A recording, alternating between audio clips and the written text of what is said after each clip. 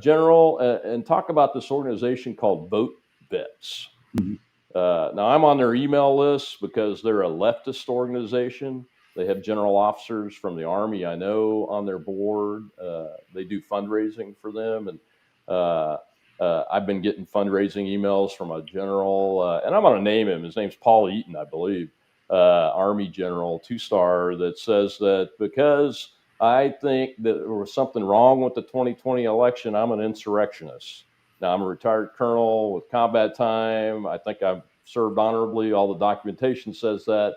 But because I think a certain way, he says, and is raising money off of this, that all of us Americans like that are insurrectionists. And then just recently, the latest one piggybacked on President Biden's speech on Martin Luther King Day, where he said, anybody that disagrees with my voting rights bill, I disagree with calling that bill voting rights. It's more of a federalization of all voting processes than a voting rights bill, is on the side of Jefferson Davis and Bull Connor. And General Eaton sent a fundraising email out about it. So what is going on with those folks? Because I've never met him, but I've also never met anybody that's in that organization. But I know they have a lot of money, and they get a lot of play when they do an op-ed and those kind of things. And I'm sure you're aware of them because Yeah. I think one of our members has done an op-ed recently opposing them. Well, Dr. Scott, myself, and Mike Rose did an op-ed that was published in the Washington Examiner. Mm-hmm. Basically saying, really, insurrection? I mean, so Yeah. let's attack that first. First of all, if it's an insurrection, you'd think somebody would have brought some weapons. Well, we're two pretty experienced military commanders. I think if we were insurrectionists, we would show up with the right armament at least. I would think so. And I guess, it depends on what you read, again, who you believe. I think I finally concluded there were 2 weapons inside the entire Capitol grounds, and one was locked in a car. I think that's the version I've decided to believe. So, I think if people, again, just common sense, look at what they were just coming off of. And, here's a solution, I think, to potentially keep that from happening again, is maybe there needs to be more time between the election and the time that the votes are certified, because I remember hearing that during it. It's pretty quick. It is. And people were frustrated. So, I was speaking with someone the other day, which kind of surprised me, and he said, the big lie is the big lie. And by that he meant, were there irregularities that frustrated some people? I can tell you, yeah, there were. I have a lot of family members that were frustrated. I was personally frustrated because a mutual acquaintance of ours, Dr. Scott, I'm not sure that you know this, but for your audience, he is the uncle of J.P. McIsaac, the computer shop repair owner that Hunter Biden turned his laptop into. And Ron told me in the summer of 2020 what his nephew had gone through trying to give that laptop to the FBI, how he was rebuffed, how the FBI finally subpoenaed it in December of 2019 before the January 20 election, having been a deputy combatant commander where I was the guy who controlled the foreign military financing, which is one of the reasons behind President Trump was impeached, because he held it up for 3 months, supposedly 3 months. We held it up a lot more for other countries trying to get people to sign an Article 98, which was an exclusion to the International Criminal Court. Mm-hmm. So, I found that a little bit, again, so people are frustrated. And I personally was frustrated because when Ron told me that story in August of 20, I couldn't believe that our law enforcement agency had set on exculpatory information, is what Dr. Scott had told me. I said, really? Exculpatory? He said, yeah, I'll send you an email. So when I get home, because Ron had a copy of that hard drive. Yeah. So he sent me an email from the vice president of Burisma thanking Hunter Biden for setting up the meeting with Hunter's dad. And yet, there was no investigation. Media was not interested in any of this. So I mentioned to Ron at the time, if you ever need any help, my next door neighbor is a former Fox News reporter, still has some contacts. And believe it or not, that's how the story got broken. Is my neighbor? I don't know if I've shared this with you or not, but he called one of his contacts at Fox News. They got the New York Post on board, and the Fox had lost some confidence apparently in Rudy Giuliani for one reason or another, but yet they spoke to JP, the computer shop repair owner, for, I was told, 4 hours one Saturday morning, and they had enough confidence, and they said, okay, the Post, you break the story, and Fox will cover it. So to me, I posted something on Facebook that for me was a pretty widely shared thing, was 800 and something shares, I think. And but the next day I was shadow banned. I mean, it went from 800 to basically nothing.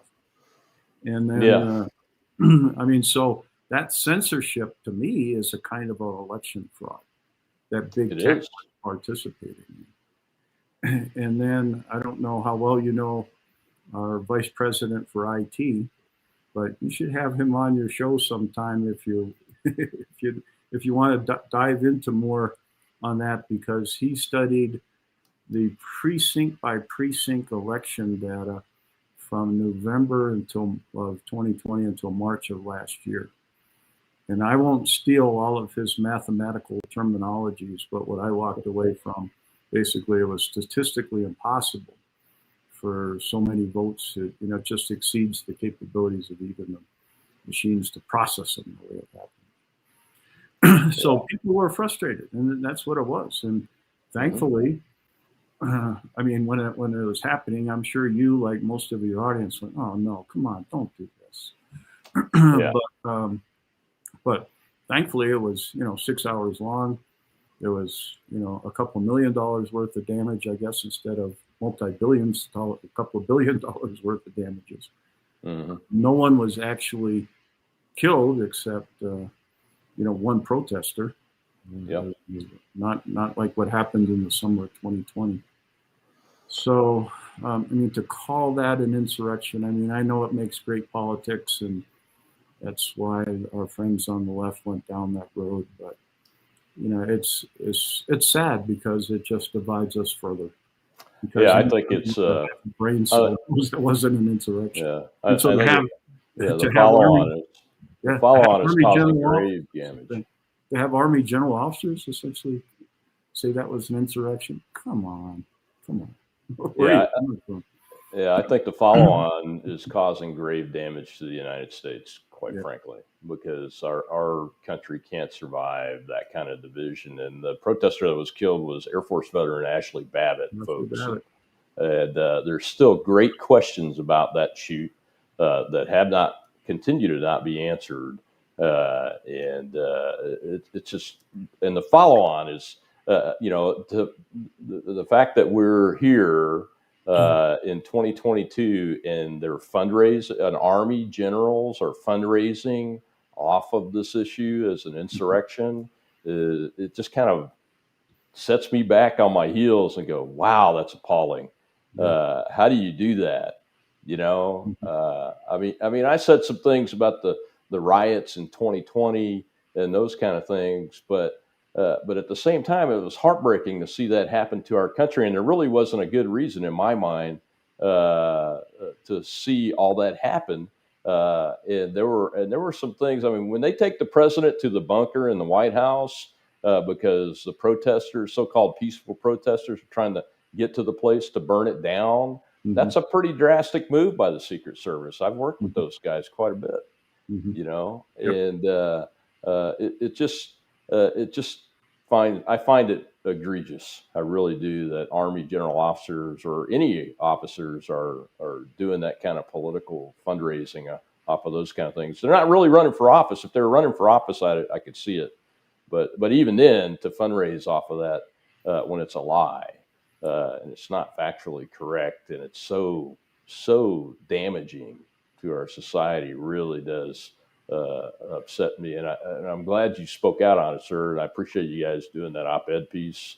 You beat me to it. I was thinking about writing one when I got a copy of yours, and I go, well, there we have it. Again, as we were talking before, Rob, but I mean, I'm a reluctant participant on shows like that, because I think we, military members, we served our country. Hopefully we did it well. And now we should retire, unless we're going to run for political office. Shut up. But yet when people are out there saying so many things that just don't square with, again, common sense, I feel compelled to speak up. And, we say our oath, support and defend the Constitution of the United States against all enemies, foreign and domestic. We had a Renew Your Oath campaign in November because, like you, you said that oath at least, 6 or 7 times anyway, as we do it every time you get promoted.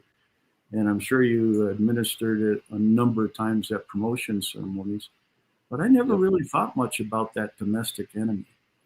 But now in our country, there is an element in our society who wants to overturn, capitalism, our Constitution, and they're doing it by trying to be divisive. Now, I didn't hear any generals who maybe be of conservative persuasion on the news really crying out against the Black Lives Matter rally. I mean, that happened in the summer of 2020. And how many of those were there? 500 and something riots. $2 billion worth of damage to private and government infrastructure. 29 people killed, number of cops. 730 injured, 29 people killed, number of police officers and retired police officers. Captain Dorn was a retired police officer in St. Louis, that was killed. I mean, those, I didn't see conservative generals or any, as a matter of fact, get on board and condemn that from a political perspective. I mean, I condemned the violence part of it and tried to call out the illogic of supporting the individual that died, because I've read the autopsy reports and understood the toxicology test data and everything, and I think he died of an overdose inflicted on him by physical stress of the moment, not really murder, but it is what it is. That's the way it came out. But it just puzzles me that people want to continue this divisiveness, and even the President of the United States today,